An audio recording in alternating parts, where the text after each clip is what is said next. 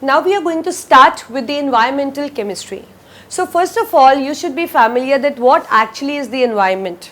So as you all know, like because since from many years we are into this science, and we know that we are living in a region where we have a you can say envelope of gases that surround us, that is the atmosphere.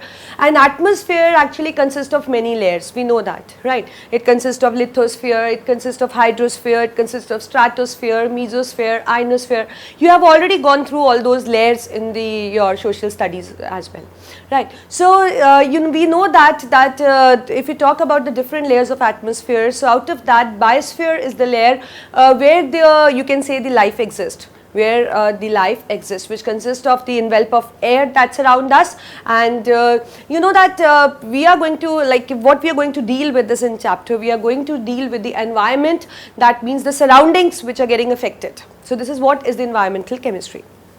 So what is the environmental chemistry? First of all, I want you to know that it is the branch that deals with the study of various phenomena.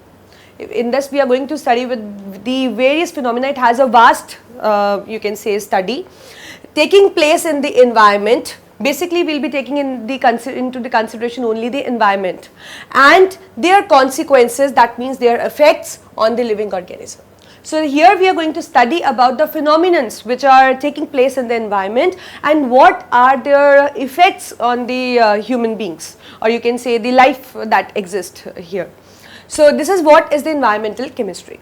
So we have seen that excessive use of natural resources, deforestation, excessive use of chemicals like fertilizers and all, they have you can say the use of such kind of things has just deteriorated the environment. It is having an adverse effect of the environment because directly or indirectly it is affecting us, it is affecting the animals, it is affecting the life that exists on the the earth.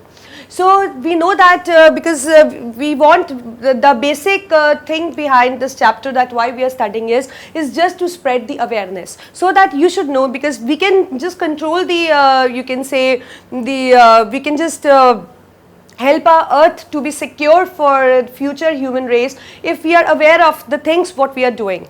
Like if you will be aware that that what kind of like suppose you are using something and you are just throwing your waste, like if you are drinking the Coca-Cola and you are throwing that waste, the glass on the road, you should be aware that what it is going to do in the future, how it is going to affect the plants, animals or us. So we should know that, and on an individual level we can actually take care of these things, and we can actually get rid of this environmental pollution, which is the main factor, which is the main effect, which is causing an ecological imbalance, which is just disturbing everything, you know that.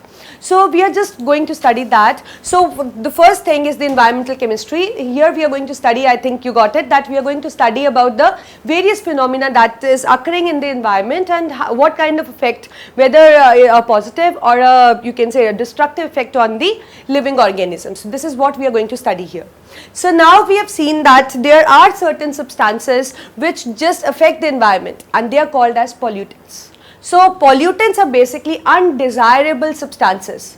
Pollutants are basically undesirable substances. That means they are not desired because they have adverse effect, they have harmful effect on the environment. They just lower the quality of the environment in one or another way. So you must have come across the term contaminant also, but you know that there is a difference between the pollutant and the contaminant.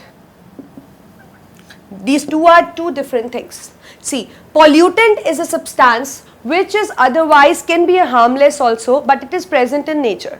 But if it's you can say if its quantity increase up to from a certain level, it becomes harmful for environment now. So that means pollutant is a substance which is already there in the environment,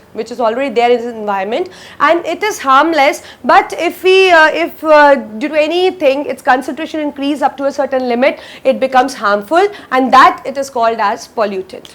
For example, you know that carbon dioxide gas is present in an atmosphere. It is not a pollutant. You know that the carbon dioxide is being used by the plants for photosynthesis, and they require that, because if they won't take carbon dioxide, they won't be able to perform photosynthesis, and if they won't be able to perform photosynthesis, how we are going to get the food?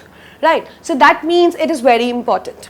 But if carbon dioxide increase from a given level, we know that it is also a greenhouse gas and it cause a greenhouse effect. And if the greenhouse effect will be there, it will cause a global warming, and we know that we are aware of the consequences, that what it can do, it can actually disturb the ecological balance and it can actually melt the glaciers. We have many adverse effects it is going to put on the environment. So that means CO2 is a pollutant. CO2 is a pollutant because it is present otherwise, it is harmless, but if its concentration increase up to from a certain level, it becomes harmful and we regard that as pollutant. But if we talk about the contaminant, contaminant is not there in the environment as such, but it is released in the environment by any natural source, or you can say by any human activity. It comes into an environment, and when it comes into an environment, it causes an adverse effect. It just lowers the quality of the environment and it affects the environment, and directly or indirectly we also get affected. So that is called as contaminant. To make you more clear, I'll take an example.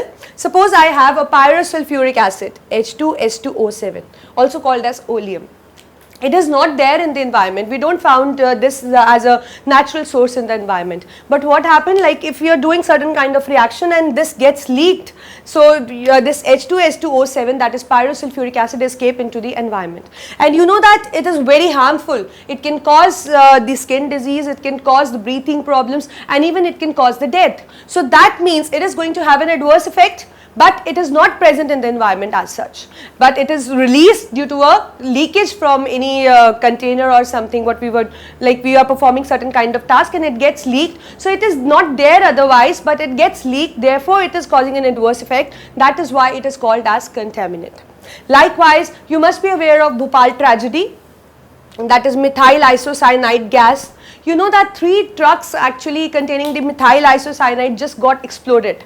3 trucks in Bhopal in many years back, they just get exploded, and they were carrying methyl isocyanide gas. So this gas just came into the environment, and you know that many people died on the spot, and many many were affected in one or other way. So that means this methyl isocyanide is a contaminant. Otherwise it is not there in the environment, but due to that explosion it came into the environment and it caused an adverse effect. So that means it is regarded as a contaminant. So I think it's clear that there is a difference between a pollutant and there is a difference between contaminant.